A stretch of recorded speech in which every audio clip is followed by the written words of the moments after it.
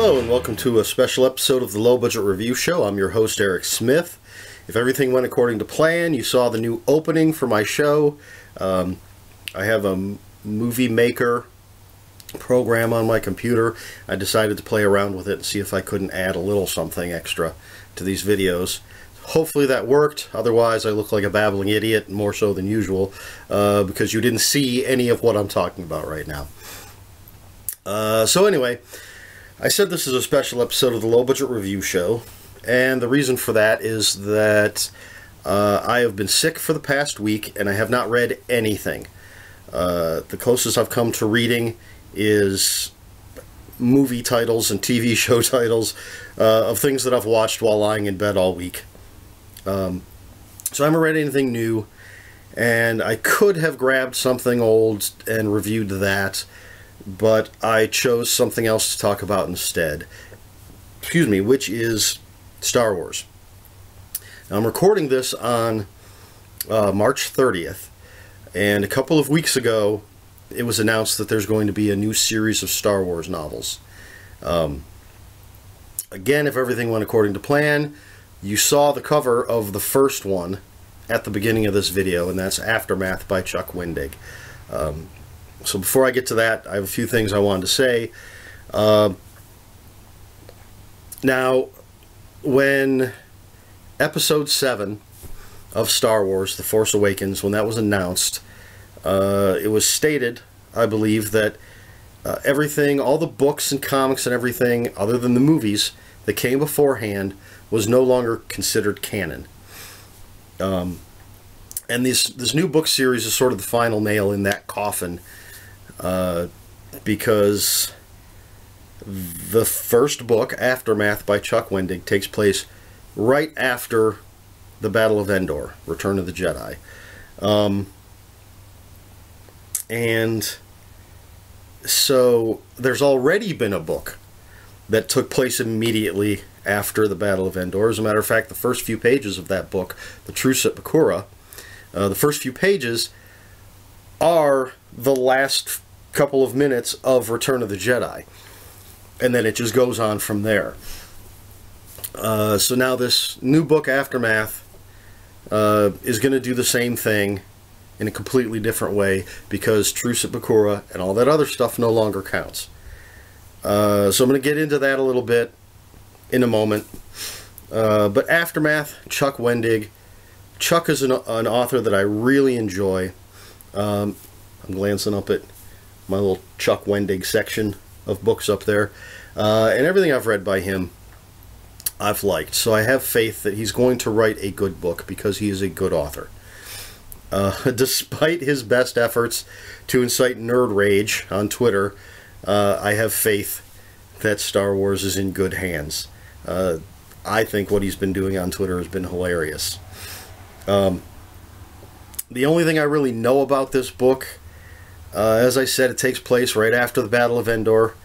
And my understanding is what you're going to have is, at the core of the galaxy, there's going to be sort of a power vacuum. The Emperor is dead, Darth Vader is dead. That sort of thing creates a vacuum, and you're going to have a lot of people trying to fill that space. So you're going to have a lot of conflict going on there. The other thing, though, the galaxy is a vast place, so you're going to have planets where nobody is aware of what's even going on. For them, life is going on as normal, but of course there will be repercussions to what's going on there, because as with dropping a pebble in a pond, there's a ripple effect. So we're going to see, I believe that's what we're going to see happening in this new book, Aftermath by Chuck Wendig. There are other books planned. I don't really know anything about those at all. I saw one author's name, and I can't remember. Chuck Wendig's the one that sort of is in my circle. So I don't know about what else is coming up. But if you look back at that picture at the beginning of this video, hopefully, at the top, I believe it says The Path to the Force Awakens. So these books are going to fill in the story between Return of the Jedi and The Force Awakens. And it'll be interesting to see these news stories. And of course, that means all the other stuff is scrapped. That may bother some people. Frankly, for me, I don't care. The important thing to me is story. All of the old books, all the stuff that's come out previous to this, did they tell a good story? And for the most part, with the ones that I have read, the answer is yes. The very first video I did for the Low Budget Review Show, and posted here on YouTube, was for the 9-book series Star Wars Fate of the Jedi. I loved that series. So it doesn't matter to me that it's no longer canon, that this new direction is going to veer off from that, is going to change history, because the stories were entertaining. And that's what I'm reading these stories for. As I said, Truce of Bakura doesn't matter anymore. But was it entertaining to read? I seem to remember that it was. I read it a long time ago. I don't have any bad memories of reading it, so I assume I enjoyed it. And that's what matters. Again, I'll read this new one, and hopefully, I assume I'm going to enjoy it as well. Again, I trust Chuck Wendig as a writer to do his best job. I don't see why Disney would take a dump all over the Star Wars universe. I have faith in them and the way they're going to handle this property. We've already seen what happens when somebody craps all over it. Prequels! Wish I could get that time back. Fortunately, I only paid for the first movie. I saw that one in the theaters. The rest I saw on TV because, my God, how horrible. So hopefully Disney learned from those mistakes, and I think they've handled the Marvel property very well. The movies have been great. The comics, I don't think there was there's no change in the comic books when Marvel, or when Disney bought Marvel. You know, there was no transition period that I noticed. Everything just went on as it was. Just the usual changes that you have in comic book stories every year. You know, there's always the big events, and there's always going to be transition with characters within the story, but there was nothing that shouted, hey, Disney's running the show now. I think Disney knows to put good people in charge of these different projects, and you're going to get something good, and they don't need to be all hands-on with it. That's just my take. I have no idea what actually goes on. They could have secret meetings where everybody shows up and has a password, and they're dressed in robes with cowls, and they sacrifice babies. I don't know. But I do trust them with this. I think the teaser trailer for The Force Awakens looks really cool. I can't wait to see the movie. I can't wait to read the new books. The big question I have is what's going to happen as far as the old timeline. There were always new Star Wars books being announced. Now that there's this new definitive canon series of books coming out, I wonder if they're going to continue putting out books in what I'm going to call the old timeline now. And if they do, I'll keep getting those and reading them. Because again, I just want to read good stories. I can keep them separate. I'm not going to get confused if I start reading the new ones and continue reading old timeline books. I don't want to say the old ones, because that sort of implies books that came out before. I'm talking about future books in the old timeline, and then you have future books in the new timeline. I kind of look at it like Star Trek. With the J.J. Abrams movie, he actually created a divergent timeline, so both original series stuff and all of that stuff counts, as well as the new J.J. Abrams stuff, that counts as well. Star Wars isn't quite the same because the old stuff doesn't count anymore, but you can look at it as simply two divergent timelines, and maybe that'll help you get through the transition. I don't know. You know, I keep glancing over my Chuck Wendig stuff is actually on the same shelf as my Star Wars stuff. So I'd like to think I have a little hand in him getting the job. You know, I was putting that vibe out there. Of course, my Edward Lee stuff is also on there. So maybe we're going to get some hardcore Star Wars horror. That would be crazy. People's heads would explode.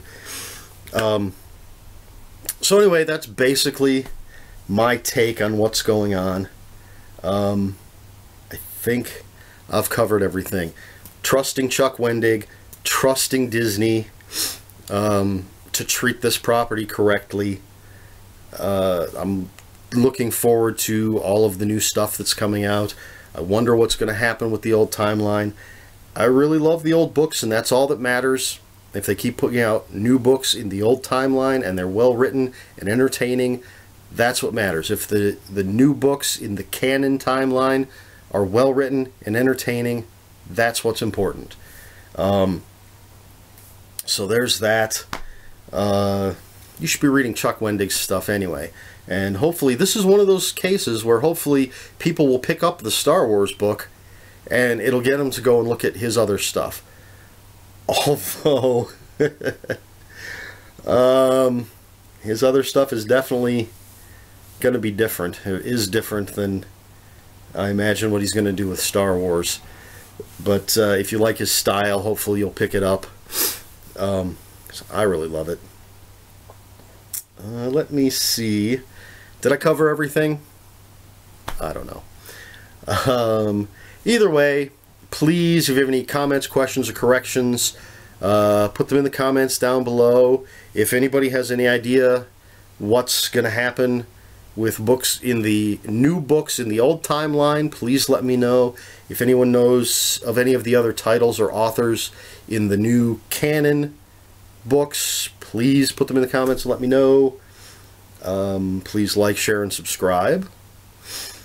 And again, if everything went according to plan, there's a bit of music at the beginning of this video. I got that from a free music archive, but I lost the information, the artist and the title. I would really love to credit the person. I feel that I should. I feel I'm obligated to credit the person. Some people might say, since I can't, that I shouldn't have even used the music. But I really like the music. But if anybody knows, if anyone recognizes it, please let me know who it is so I can give them credit for it. Because I really do enjoy that piece of music and I'd like to keep using it. So, I think that covers everything. I'm going to start reading something new tonight. Now that I'm feeling better. The weather's getting a little nicer. I have the window open, so hopefully all that ambient noise isn't coming through, because it's getting a little loud out there. I think that covers everything. This is the third time I've recorded this because I made a horrible, horrible mistake earlier. There was no way I was going to let it go through. I would have been tarred and feathered for it. So, as usual, when I have to do these things more than once, I tend to forget if something I said or didn't say was from a previous video, or if I've said it twice in here, or if I thought I said it in here and only said it in a previous video, which is why I'm rambling now. But I'm pretty sure I covered everything. So that's it. That's my take on what's going on with the Star Wars universe as far as books go. I'm looking forward to it. Let me know what you think in the comments below. So that's it for this episode of the Low Budget Review Show, and until next time, read more books.